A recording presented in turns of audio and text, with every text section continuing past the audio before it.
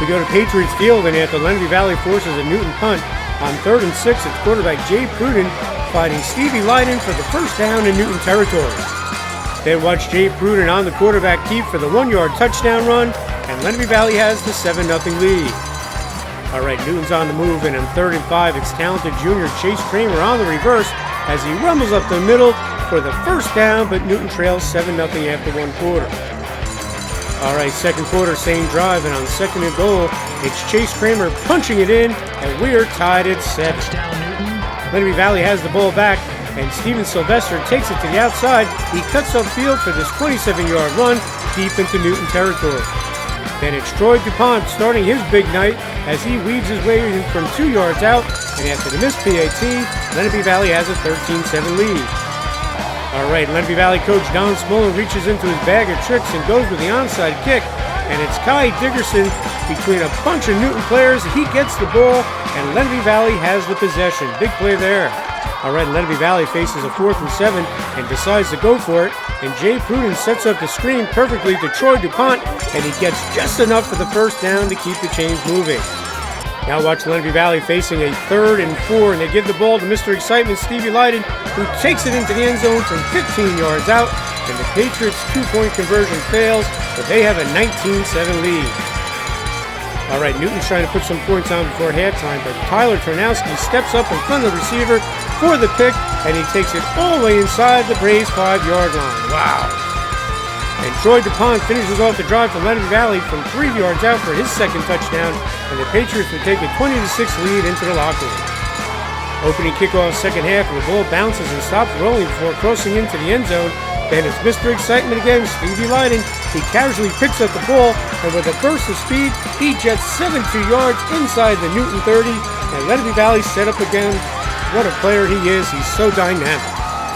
1st and goal from the 3, and Troy DuPont continues his monster game with his 3rd touchdown of the game, and it's 32-7 Lenape Valley after the missed 2-point conversion. There's no quitting this hard-nosed Newton team. Watch Chase Kramer rumble 9 yards and pick up the first down for the Braves. Newton cashes in on this drive as Will Larson on the reverse dives into the end zone for the 23-yard score, and after the 2-point conversion, Newton trails 32-15. Lenape Valley would tack on one more score here on this Drew Pickett 4-yard touchdown run, as Lenape Valley would post the impressive 38-15 victory over Newton, as the Pats improved to 1-1 after losing to Madison last week, as the Braves dropped to 1-1 in the season.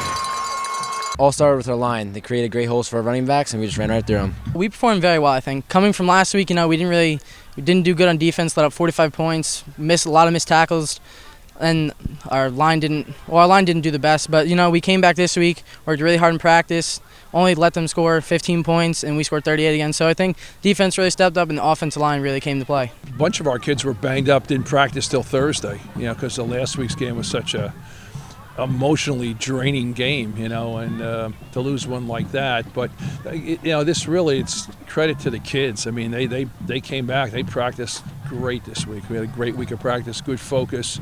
A bunch of kids contributed tonight. So the energy from this Lenape Valley crowd, it's unreal. They're loud. How much does that motivate you as a player?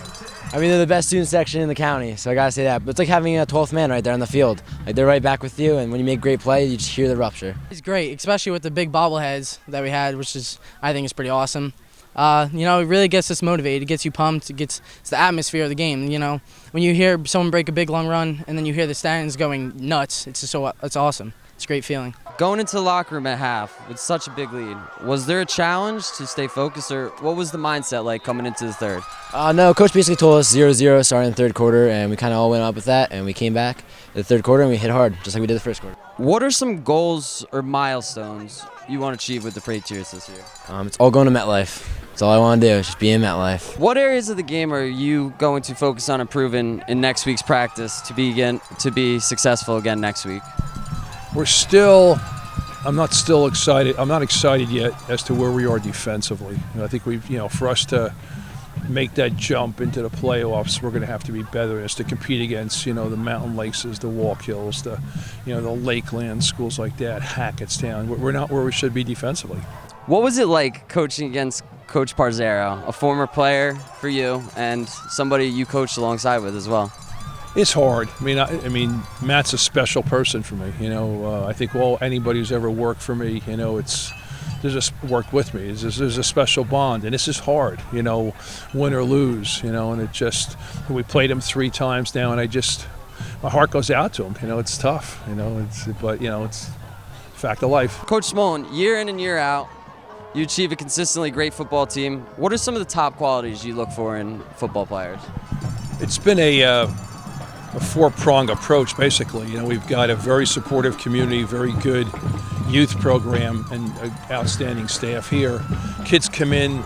I think the number one thing is, you know, are they willing to, you know, be dedicated all year long? Yeah, I don't care if they play other sports, that's fine. But if you're not involved, you got to be in the weight room. I mean, we pride ourselves on being able to run the football like you saw tonight, you know, and that's a carryover from the weight room. We want good, solid kids. I want kids who are good in the classroom, you know, good out here. And then any thoughts on next week's game against Wallkill Valley? You know, again, we've got a guy who worked with us for 2 years who's over there coaching as an assistant now, Scotty Nordland. We've always had some barn burners going up there. You know, it just seems like that just make a little house of horrors for us, you know. So, you know, we got to get them focused back. I know this was a big win tonight for these kids. You know, a lot of these kids grow up playing with these kids and stuff like that, you know. So it's a big deal.